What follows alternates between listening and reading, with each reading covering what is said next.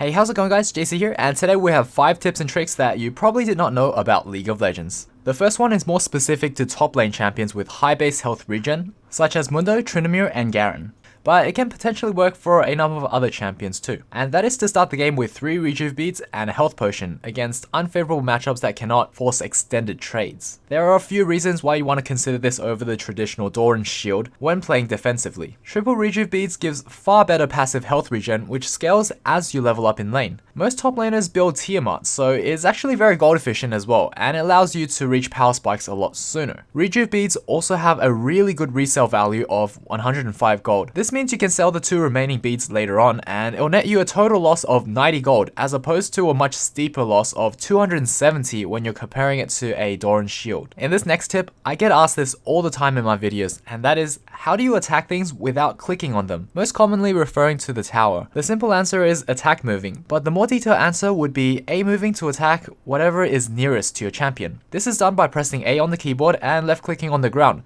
followed by a right click to move. Just rinse and repeat that. The purpose of attack moving is to help with orb walking, which is when you move your champion in between auto attacks in order to minimize the gap between you and the moving target. In this case, it is done to quickly create distance on the move should an enemy suddenly show up. It's also easier to dodge long range skill shots coming from Fog of War. The last benefit is being able to charge up movement speed passives such as Fleet Footwork and Static Shiv. Coming in at number 3. If you find yourself hard stuck in a division that you quote unquote don't belong, and you're very close to reaching that next tier in solo queue, then this tip is for you. Say for example, if you're a mid to high silver elo player and you're just falling short of the gold rewards at the end of the season, you may want to consider tryharding your very first 10 placement games in flex queue by yourself. There is a good chance you will be placed in gold afterwards because you simply played alone and therefore you gain way more MMR. Not entirely sure how this works, but for me personally, I've seen upwards of 40 LP gains per win using this method straight out of my placement games, and my accounts would always get placed in Platinum Division in flex queue even if I lost the majority of my placement games with no prior flex queue MMR on the account. And also for that one high elo player that is watching my content, don't worry, I do have something for you as well. If you are a very high elo player, say Diamond 3 and above, consider grinding out flex queue towards the end of the season to reach Masters or Challenger. The secret here is not many people play flex queue and therefore it's way less competitive.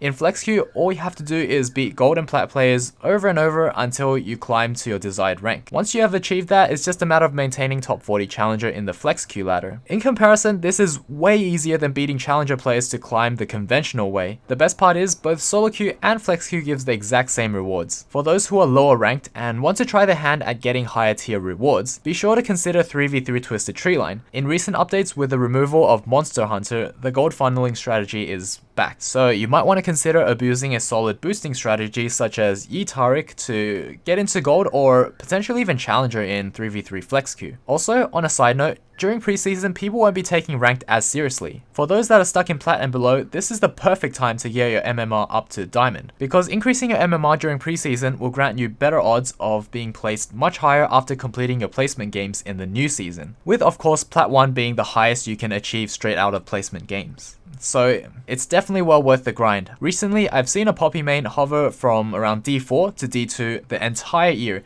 and the moment preseason hit, he was able to reach master tier within a week. So remember guys, there's always something to take advantage of at any point in the season, so be sure to get a head start for yourself in the upcoming season. I compiled a bunch of facts that you may not already know in this section. Tryndamere is able to use his ultimate under all crowd control effects except for stasis, which includes Bard ult and Zhonya's. This unfortunately means that Tryndamere can actually use his ultimate during Guardian Angel's animation. This is why most Tryndamere players do not buy this item. If you haven't already known, inhibitors take 5 minutes to respawn, with a particular animation to indicate exactly when it will respawn. When the announcer says, "The enemy's inhibitor is respawning soon," this means there's exactly 15 seconds left before it spawns. That about wraps up the video. If you found this helpful, be sure to drop a like. I will be making a climbing series from Iron 4 to Diamond next season, so be sure to subscribe if you're interested. But for those that are extra keen and want to see something right now, check the link in the description box for a complete Bronze to Diamond series that I've already completed. For more tips and tricks, I've added recommendations on the top right hand corner of this video, so do check that out by clicking it. There are some really helpful resources on this channel similar to this video, so so you should definitely check them out if you're looking to improve and climb. Thanks for watching guys, and stay tuned for the giveaway coming right up. The code winners from last video and YouTube community post can be seen on screen. For your chance to win an LPP exclusive Green Program LeBlanc skin, be sure to like the video, subscribe, and comment below server and IGN along with a random comment.